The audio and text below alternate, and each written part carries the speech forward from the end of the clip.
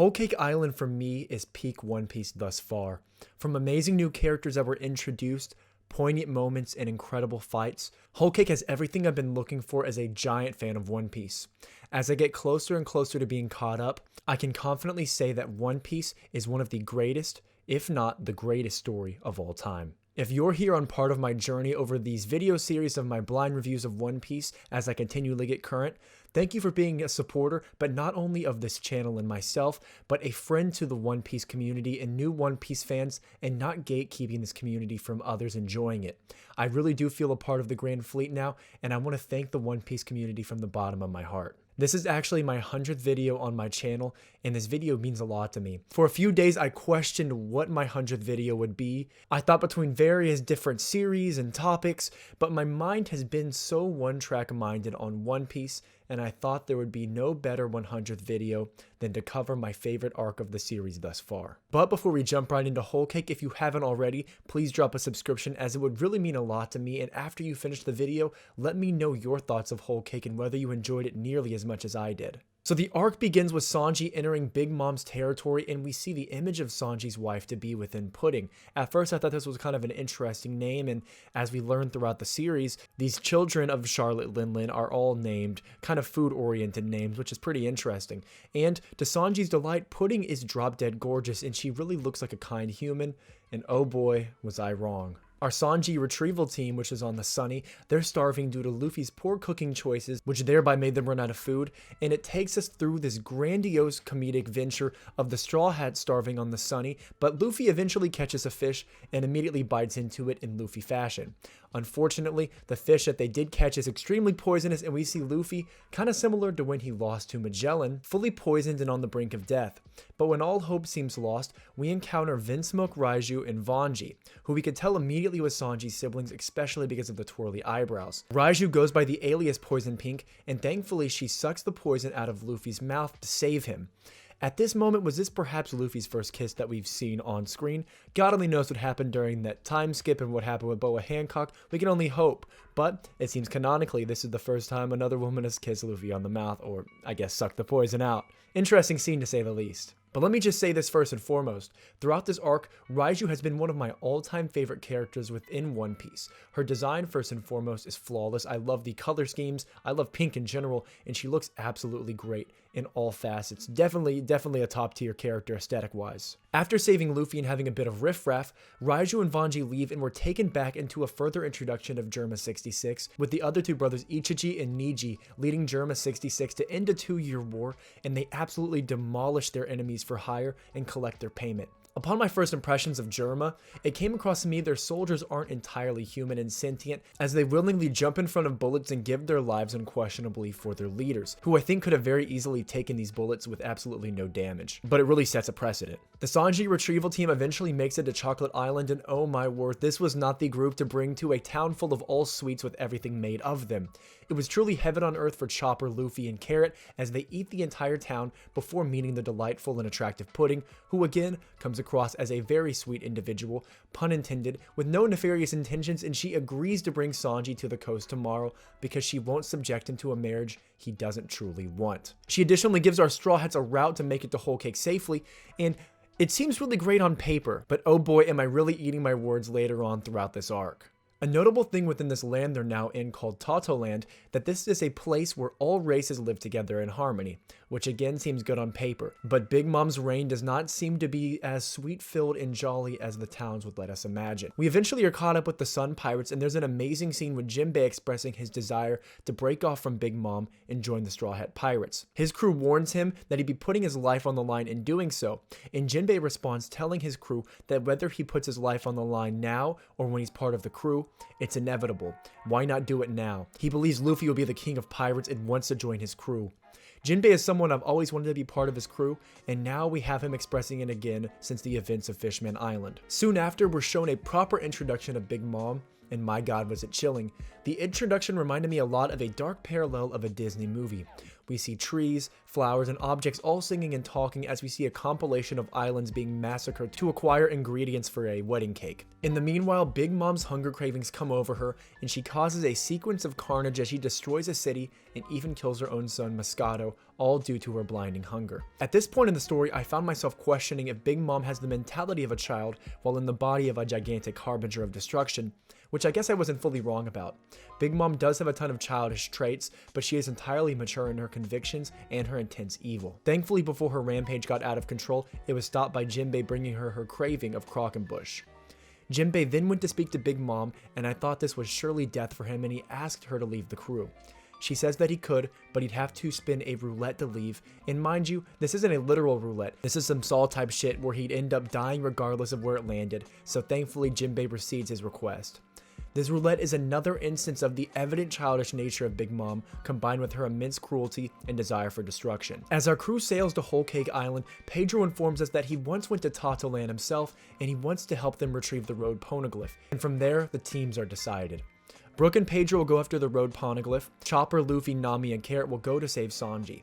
With the now separation that really mimics what happened in Dressrosa, our rescue team arrives to Whole Cake, and we see what seems to be Sanji on shore, which leads our crew into the Seducing Woods. Within the Seducing Woods, there's a ton of oddities. Firstly, we see the Homies, which is a pretty funny name for the inanimate objects and plants that are now talking within the woods. The Seducing Woods aims to trap our Straw Hats and get them permanently lost within the woods as they continually rearrange themselves in order to get our Straw Hats completely lost. I read a really funny thread suggesting that if Zoro was there, he'd be the only one to get them out because 2 negatives equal a positive, which is completely accurate, and I wish Zoro was here for Whole Cake as he's one of my favorite characters, but alas, our crew is separated once more. All the while, as Luffy and the gang continually get lost, we see a large-headed man stuck in the ground within Pound who's quite an oaf. I found myself laughing as he would continually berate our Straw Hats with a variety of stupid requests, causing Luffy and the crew to get enraged. Our gang gets separated due to one of Big Mom's daughters, Brûlée, and her ability to use the Mirror fruit to cause animals to look just like our fellow Straw Hats. The confusion of our protagonist as he fights himself was demonstrative of one of the very many reasons I love our rubber boy. Through Pound, we learn of the tax that Big Mom imposes on Totoland, in which every 6 months, citizens who wish to stay must give 1 month of their lifespan to stay, and Big Mom uses her Soul fruit to amorphize the wildlife. This fruit seems to have a lot of different properties were explained and restrictions as well. So Big Mom can't put any lifespan into other humans or the dead, but she can take a lifespan away. In addition to imbuing plants and animals, she can also amorphize elements such as lightning, fire, and additionally clouds, which is kind of terrifying to think about. When initially beginning this arc, I wasn't quite sure if I would find Big Mom that strong. Like, obviously she's a Yonko, but I don't know if she would be on Shanks or Kaido level, who I hold at the complete pinnacle of strength within the series, and I see every reason why now she completely is on par with all of them. Pound, we learn, is Lola's father, who we see within Thriller Bark, which adds a lot of context to her aesthetic, giving Pound and Big Mom's non-ideal appearance. Big Mom has a ton of husbands and a ridiculous amount of kids. She's passing around her husbands and doesn't seem to care much for them. She is entirely on city girl behavior, which truly upsets me and the boys as well. I personally had forgotten that Lola gave Nami her mother's Viver card, but this proves to be useful as all the homies seem to obey Nami as she has a piece of Big Mom's soul within the card. This allows our girl Nami to command the forest and play support for Luffy as he battles it out with one of the sweet generals who recently arrived shortly after the chaos began. Cracker pressed Luffy a bit and pushed him to go Gear 4th, and Luffy goes Gear 4th to defeat Cracker, only for us to realize that Cracker's outward appearance is merely a biscuit created by the real Cracker, who can summon endless soldiers equal in strength and size to his outward shell to fight Luffy. This battle seemed very out of favor for Luffy until the help of Nami creating rain to soften the biscuits and thereby allowing Luffy to eat them, resulting in them being unable to respond. As y'all know, I'm a big sucker for the crewmates discussing Luffy becoming the Pirate King, but I've never really seen it in a comedic style until now. We see Nami say that due to Luffy's ambition to become the Pirate King, his appetite is endless, which pushes an already fat Luffy and fully stuffed Luffy to eat the rest of the biscuit soldiers and satisfyingly defeat Cracker, one of the sweet generals. Given this was just the 3rd sweet general, this sets the standard of the other 2 generals to come and just how powerful they are. We're caught up with Brooke and Pager, who overhear Bear and the Eggman discussing how they know the locations of all the Straw Hats minus them 2, which for me made my nose flare up from smelling someone being a snake. How in the world could they possibly know the locations of all the Straw Hats? But we'll get to that later. As we're brought to Germa 66, the treatment of Sanji is horrendous and it became obvious why he left his family. Sanji gives his brother Yanji the work, and then Sanji quite literally takes it outside with his dad and informs his father that these hands aren't for scrapping, but rather cooking. That was pretty badass and one of the reasons I love Sanji. At first, Sanji seems on with his biological father within Judge, but his father's cruelty takes Sanji aback and thus he loses. It then has a very intense dialogue with the Judge telling Sanji he still doesn't think of him as a son, and that the only reason he is here is because Judge won't subject his precious sons to marry into a family headed by the psychopath within Charlotte Lin Lin. Our lovely Raiju then puts cuffs on Sanji, making him unable to leave on his own accord, which for me raised a red flag because Raiju seems like the only reasonable one of the family. As Sanji and his family have a meal together, we see Sanji's chivalry in action, and he firsthand intercepted a plate that was thrown at the head chef of Germa 66 within Cosset, but before Sanji can properly fight, his biological father threatens to hurt the man Sanji truly views as a father within Zeph, which quickly sucked the life out of Sanji and his will to fight. Sanji later is taken by his brothers to the laboratory, and I was right about the soldiers not being fully human. Rather, they're clones. Sanji is beaten by his brothers, and we are shown a flashback that for me has been one of the most sad flashbacks of the story thus far, perhaps even surpassing Law's. Through the flashbacks, we learn that Sanji's siblings all had superhuman modifications and were brought up to be leaders of Germa and supreme fighters with no emotion. Sanji did not have these modifications and kept his emotions, which caused him to fall behind in tests, and it alienated himself from his rising siblings, and they thereby bullied him throughout his childhood. The reason Sanji didn't have these modifications is because of his mother, Sora. And Sora didn't want her children to be experiments, and she willingly drank poison to stop the experiment while her children were in the womb. The toxin only worked on Sanji, and as a result of taking it, Sora grew very sick and bedridden. Sanji had a really close relationship with his mom. Sanji loved his mom dearly, and he would bring her food all the time that wasn't at all savory. But Sora, who demonstrated the love of a mother, was delighted with anything Sanji would give, and she told Sanji of how amazing the food was, and she would ask Sanji to cook for her more, which for me was when Sanji's desire to become a cook was fully solidified. His mother, whom he loved, believed in him and his desire to cook. Raiju would recount how Sora would boast on Sanji, and she would say how he's the greatest son in the world. Sora was the light in Sanji's life, the one who would take his side and support him. I really think Raiju could have fit that role herself, but she's kind of caught in the middle. If she takes Sanji's side, she'd inflict wrath upon herself from her siblings and her father, and if she took her brother's side, she'd hurt her brother who she loves within Sanji. Raiju at such a young age is completely caught in the middle, and as a result has to play a neutral role in all the mistreatment of Sanji, and she has to support him in the shadows. As the tragedy of life goes, Sora unfortunately passes, and Sanji is left without a light in his world.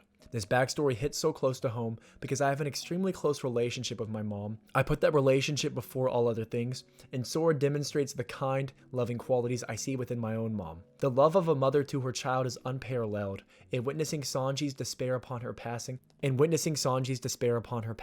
was brutally honest and really real. Sanji with his mom gone has no help and is cast aside by his father, imprisoning Sanji and faking the death of his blonde-haired son, eliminating his existence and what he views as a stain on his family's bloodline. Raiju finds out Sanji is alive and frees him from his prison, on the accord that he flees and escapes his hellish existence. During Sanji's escape, Judge finds out and he's happy to let Sanji leave as he couldn't bring himself to kill Sanji, despite his hatred for him. He's unable to do this likely because of the qualities Sanji has that mirror Sora. However, the stipulation for Sanji leaving is that he can never acknowledge that Judge is his father. Sanji flees and ran crying to a nearby ship where his journey of becoming a chef began.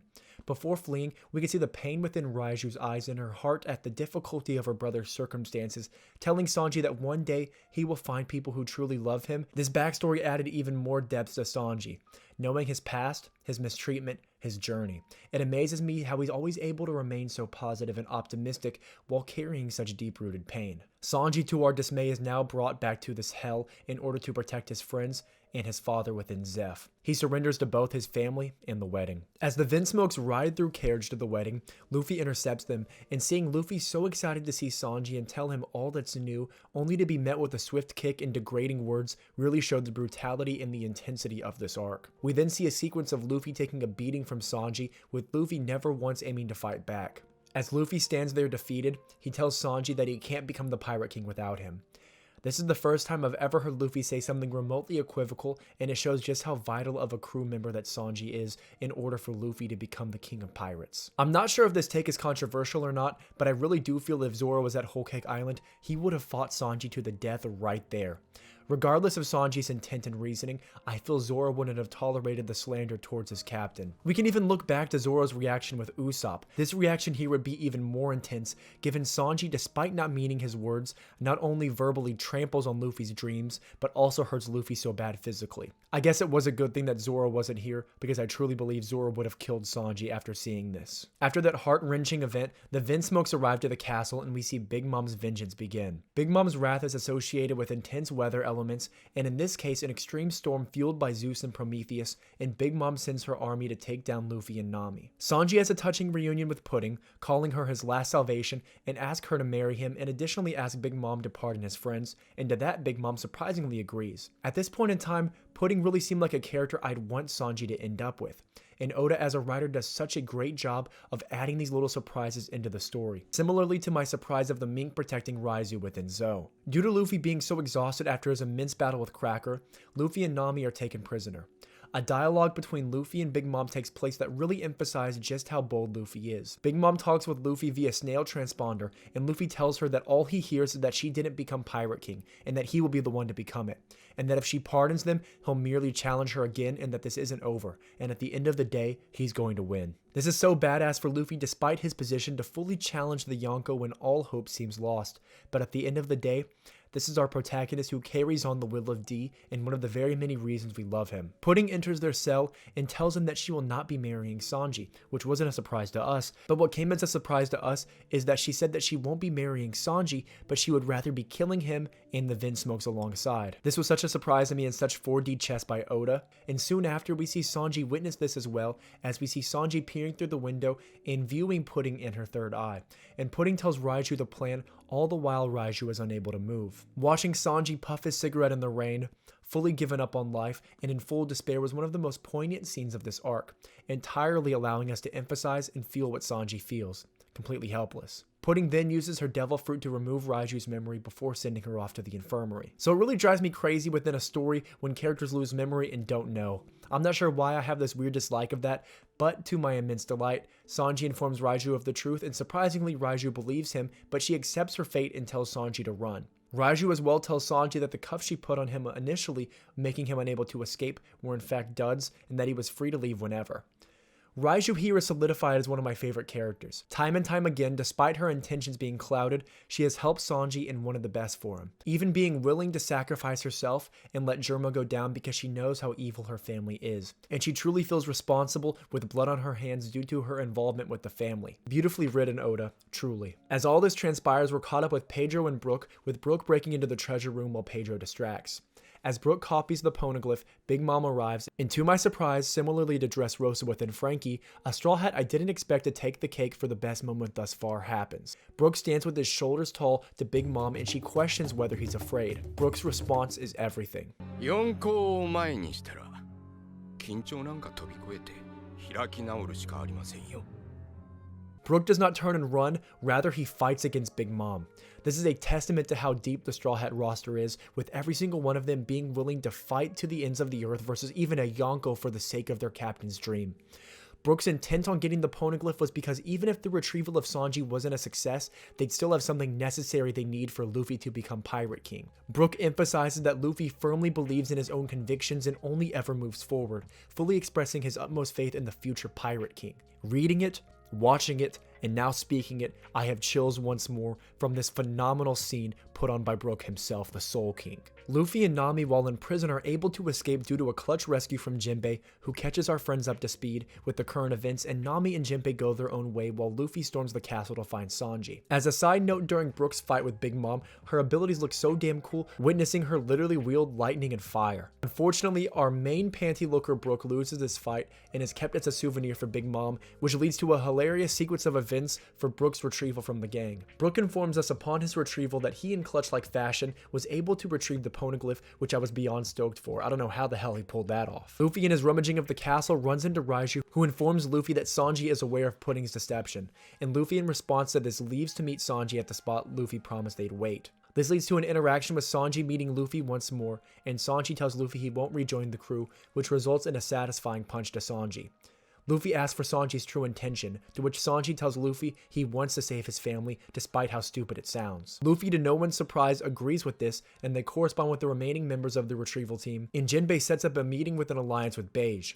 I didn't expect Beige to be someone we could ally with, but he is a cruel and nefarious individual, which is one of the very reasons we can see him betraying Big Mom. The alliance was a pretty funny interaction as we see Luffy unable to recognize Caesar as part of the group at the table. Luffy's oblivious nature never ceases to surprise me. Shifen, Beige's wife, who we learn is Lola's twin sister, is extremely disliked by Big Mom, for large part due to her appearance. The reason Big Mom hates Lola isn't necessarily because of her departure, but rather her running away from a marriage with a prince of Elbaf, the one race Big Mom doesn't have living within Whole Cake Island. I'm interested to see later on why the giants don't exist within Toto Land outside of the marriage, and it also brings up the point with Big Mom's fascination with creating a giant serum due to the help of Caesar. Where does this fascination of giants come from? I'm sure Oda will tell us. Beige then lays out the plan on how they'll defeat Big Mom and her crew. After all the time Beige has spent within the Big Mom pirates, he noticed the one weakness she had, and her opening being whenever the picture of her mother Caramel fell. At that moment, she let out a giant scream, completely incapacitating the entire crowd, and additionally opening herself up to weakness. At this moment, Beige and his crew want to strike Big Mom with a toxin that will kill Big Mom, thus making the plan a success. However, for this to go off without a hitch, they need a distraction, and this distraction will be Luffy. The sign for Luffy to reveal himself will be during the wedding ceremony's kiss, where Sanji will have to dodge the bullet from his fiancée. The plan is then set in motion. Sanji prepares for the wedding, Luffy hunts for animals to use as lookalikes, and Beige takes his place as security for the wedding. And we see notable underground individuals from all around entering the tea party, and as the guests enter, we see one man try to enter who shouldn't be allowed to. And we're introduced, finally, to Sweet Commander Katakuri, a man I've heard about for ages, long before I was catching up to One Piece. Katakuri seems to possess advanced observation haki, and as a result was able to see the future and see this man killing some of Beige's men, and Katakuri throws a jelly bean at him, thereby ending his life. I didn't know jelly beans could be so dangerous personally, but this scene was everything I wanted from the Sweet Commander. Katakuri has been a long-awaited character. His design with his beautiful tattoos, his face being covered in giant frame and deep voice. In fact, I think his voice is also voiced by the same person who voices one of my favorite characters within the Seven Deadly Sins within Escanor. All this adds to the allurement of this legend I hear within Katakuri. His ability to see the future seems like it won't bode well for our Straw Hats, but I am so excited to discuss what happens after the introduction of what most people argue as the greatest antagonist of One Piece. But due to the length of the video and this already being so long, it'll be discussed in part 2 of my review of Whole Cake. If you stuck around this long to hear my ramblings on what I enjoyed within Whole Cake Island and why it is one of the greatest arcs within One Piece, then please don't forget to let me know in the comment section below what you thought of Whole Cake, and especially the first part yourself. I really appreciate all of you watching and sticking around as I continually get caught up to this beautiful masterpiece that I started when I was just a mere boy. Additionally, this is again my 100th video, and I am so excited for this to be the 100th video on a topic that I really love discussing. It's pretty crazy to think about how I've already done 100 videos so far, and I'm excited for whenever that number eventually reaches 1,000, because I'm not stopping anytime soon. If you like this kind of content and want to see more, please don't forget to hit the subscription button and turn on the notification bell as well. And as always, be greedier, and I'll see you all next time.